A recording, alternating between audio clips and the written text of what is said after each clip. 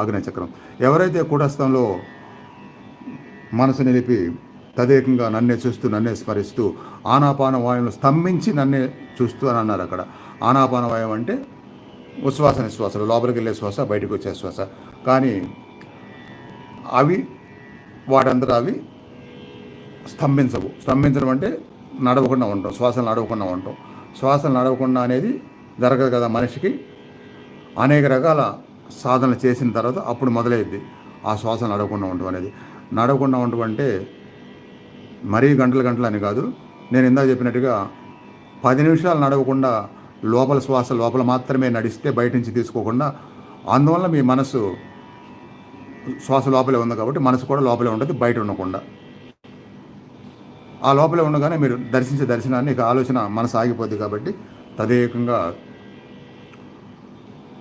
దర్శించగలుగుతారు. మనసు